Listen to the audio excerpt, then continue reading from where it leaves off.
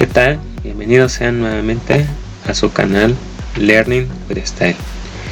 En esta ocasión veremos cuáles son los diferentes tipos de mecanismos, pero por una razón en particular, como lo veremos en un momentito más. Entonces vamos a comenzar. Para empezar, nosotros podemos tener ya sea un mecanismo o una estructura. Vamos a ver en qué consiste y por qué es necesario retomarlo a estas alturas de nuestro curso. Para empezar, para nosotros los grados de libertad van a ser muy importantes dentro de nuestros mecanismos, pues de alguna manera, si es un mecanismo, nosotros esperamos que tenga un movimiento que se pueda predecir. Y este movimiento que se pueda predecir seguramente es porque algo más lo impulsó. Entonces, si nosotros no llevamos a cabo el cálculo de los grados de libertad, simplemente estamos limitados, a no saber ni siquiera para dónde se puede mover nuestro mecanismo, pero lo más importante es qué tanto sí se puede llegar a mover. Es decir, recuerden que los grados de libertad nos pueden representar las formas en las cuales nosotros podemos definir la posición, en este caso, por ejemplo, de un eslabón, ¿sale? Entonces, dentro de estas definiciones, nosotros a los mecanismos vamos a denominarlos que tienen un grado de libertad positivo, que tienen simplemente grados de libertad positivos, porque puede ser uno o pueden ser más. Ahora, esos eslabones entre sí van a tener movimiento, ¿sale? Ahora, ¿qué es una estructura? Pues cuando tienen grados de libertad igual a 0. ¿Esto qué nos va a representar? Que simplemente no tienen movimiento los eslabones entre sí, no es posible. Y tenemos otra definición o clasificación dentro de lo de la estructura, que sería la estructura precargada. ¿Qué característica tienen las estructuras precargadas? Que los grados de libertad van a ser negativos. Sí va a tener, pero van a ser negativos los grados de libertad. ¿Qué quiere decir que algo tenga grados de libertad negativo? Que al igual que la estructura no van a tener movimiento alguno. Sin embargo, nosotros para tener grados de libertad negativos, ¿qué es lo que vamos a tener? Que seguramente puede un elemento, un eslabón o dos eslabones podrían estar en dado caso con esfuerzos, ¿sale? Entonces, nosotros para cada uno de estos tres casos, ya sea mecanismo, estructura precargada, lo único que van a tener en común es de que van a tener un eslabón fijo o bancada. Vamos a ver el caso particular de un mecanismo. Esta imagen nada más es representativa porque nosotros podemos tener diferentes tipos de mecanismo y vamos a sacar nosotros su diagrama. Entonces, ¿qué es lo que observamos? Vemos las bancadas y vemos tres eslabones extra aparte del de la bancada, que en este caso lo vamos a poner como el número 2, el número 3, el número 4. ¿Qué más necesitamos saber en un diagrama? Pues precisamente cómo van a ser sus juntas. Aquí tenemos la revoluta 1, 2, la revoluta 2, 3, la revoluta 3, 4 y la revoluta 1, 4. Vamos a hacer nuestro llenado de la tablita y entonces ponemos que el número 1 pertenece a la bancada, el 2 a la manivela. Bueno, faltaría todavía probarlo, pero lo más seguro es de que pueda alcanzar a dar la vuelta completa. La biela, movimiento complejo relativo que no tiene unión con la bancada, entonces ese va a ser el de la biela. Y el balancín, por su longitud con respecto a la longitud que tiene el eslabón 2, que es la manivela, lo más seguro es que únicamente el movimiento esté limitado a oscilar, por eso es un balancín. Tenemos también 4 revolutas, no tenemos ningún prismático ni tampoco tenemos ninguna semijunta. Entonces vamos a calcular nosotros con nuestra ecuación cuánto es la movilidad o grados de libertad. Entonces vamos a ir sustituyendo y habíamos quedado, son 4 en este caso los eslabones, 4 las revolutas y no tenemos ninguna semijunta, lo cual desarrollando y haciendo los cálculos nos da que es de 1 grado de libertad o que su movilidad es de 1. Ahora, ¿qué es lo que va a representar para nosotros? Únicamente que se va a mover y que necesitaríamos en dado caso una entrada que podría ser para tener una salida que va a ser predecible. Como les había dicho, podría ser a través de nada más oscilación, es decir, un balancín. Vamos a ver el caso de la estructura. En el caso de la estructura, ¿qué es lo que podríamos tener como un ejemplo de estructura? Si nosotros lo llevamos a cabo a través de eslabones, ¿qué es lo que vemos aquí? Un eslabón, 2 y 3. Vamos a ver su diagrama cinemático. Entonces, la bancada, recuerden, la simbolizamos de esta manera, que sería este eslabón que se ve que ya está a tierra, ¿sale? Tenemos otros 2 eslabones, en este caso el 2, el 3, y vamos a ver cuántas revolutas. 1, 2, aquí no alcanzó a salir, pero esta sería la tercera, que tendríamos en dado caso bancada, balancín y balancín. ¿Por qué tienen un asterisco? Ahorita vamos a ver por qué. Porque cuando vemos que si el eslabón 2 se quisiera mover, la longitud, como es un cuerpo rígido, el eslabón 3 no lo permitiría y tampoco tiene movimiento la bancada. De igual manera, el 3 si se quiere mover, el 2 no lo dejaría. Entonces a eso se le llama una viga simplemente apoyada, ¿sale? Ahora, tenemos 3 revolutas, 0 prismáticos y no tenemos ninguna semijunta. Entonces vamos a calcular su movilidad.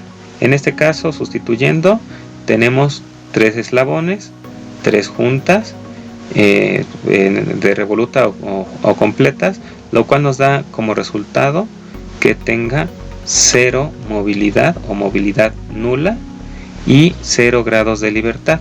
Entonces, con eso nosotros sabemos que se denominaría como una estructura. Ahora, ¿qué consideraciones vamos a tener?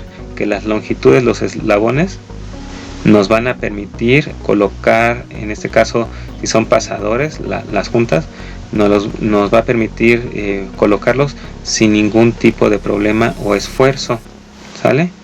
Y la otra es que nosotros podríamos tener un ensamble y que nada más queden los elementos apoyados entre sí.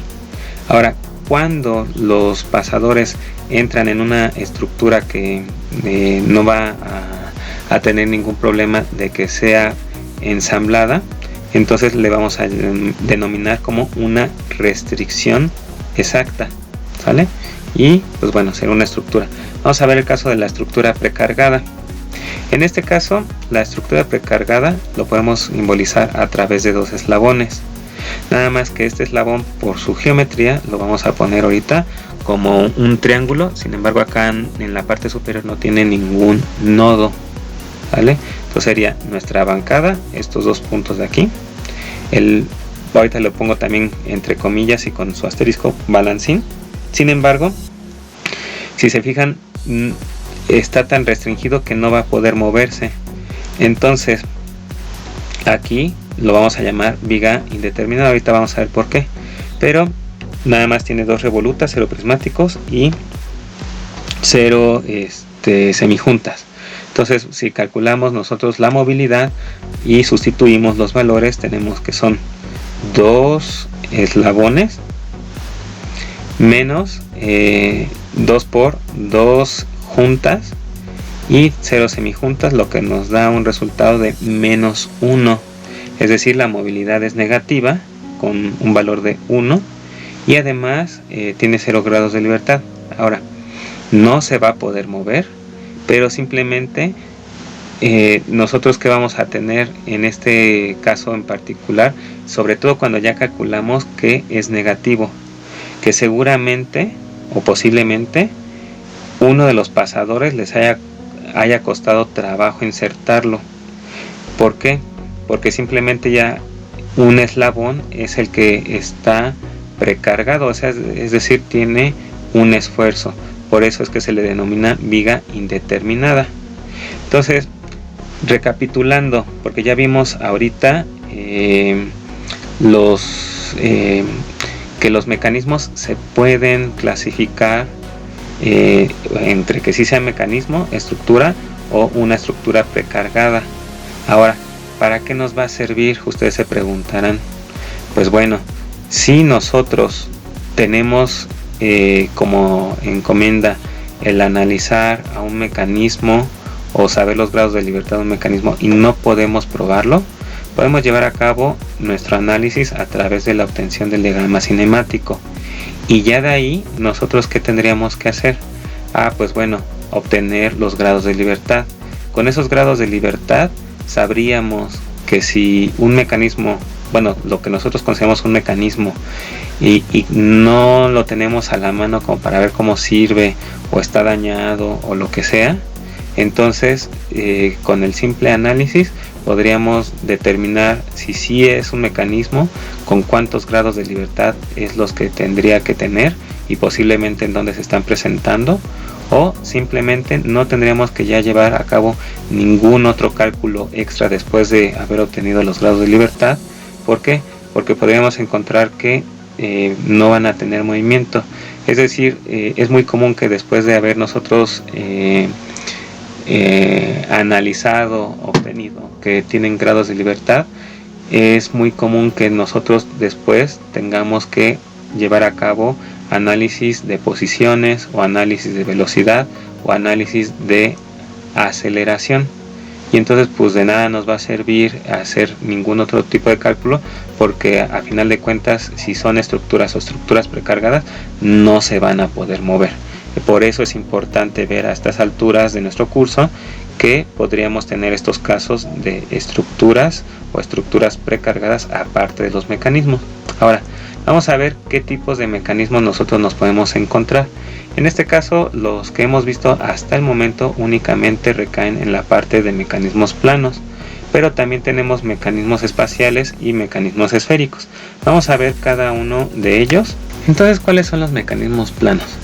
Pues bueno, en donde cada uno de los puntos, o lo podríamos ver como, si quieren, los nodos, puede llevarse a cabo el análisis también en los puntos de interés y demás, pero nosotros, esos puntos van a realizar trayectorias, pero todas esas trayectorias estarán contenidas en un mismo plano. ¿Qué quiere decir? Que entre ellos mismos las trayectorias van a ser paralelas, pero paralelas en un plano, ¿sale? Ahora, si nosotros lo analizamos así como no un diagrama cinemático, sino ya lo llevamos a cabo el modelado en 3D, o inclusive tenemos un mecanismo, puede que sean más de un plano, pero simplemente van a ser planos paralelos entre sí. Ahora vamos a ver algunos ejemplos. Aquí tenemos mecanismos tanto de 4 barras, tenemos una manivela biela corredera, tenemos otros en donde ya se mezclan la parte de manivelas, bielas, balancines, bancadas. Ahora veamos entonces cuáles son los mecanismos espaciales. Pues bueno, la trayectoria que van a tener los puntos del mecanismo pueden tener cualquier dirección en el espacio. ¿Qué quiere decir esto? Que ya los planos no van a ser, como en el caso de los anteriores, que estén contenidas en un solo plano, o que sean planos paralelos entre sí, sino como por ejemplo en un brazo robótico podríamos encontrarnos que son diferentes planos entre sí, que a lo mejor uno puede rotar, o que simplemente por la posición que tenga también en la base, si es que esta también puede rotar, ya van a ser que provocaría que los puntos ya no quedaran contenidos en un plano, sino ahora estarían en diferentes planos. Y por último, los mecanismos esféricos. Todos los eslabones en este tipo de mecanismos van a tener algo en común. En un punto en particular, su velocidad va a ser nula, la trayectoria que van a tener los eslabones pueden estar contenidas en esferas, pero esas esferas van a ser concéntricas y el punto o el centro de cada una de esas esferas es precisamente en el que les comentaba que la velocidad va a ser nula. Podemos tener estos ejemplos.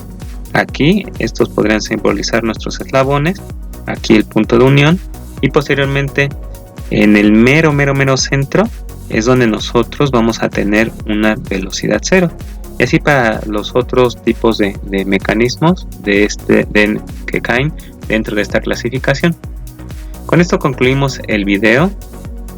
Si crees que pueda ser de utilidad para alguien más, compártelo, dale un like, un pulgar arriba, y si no te has suscrito, por favor hazlo en este momento.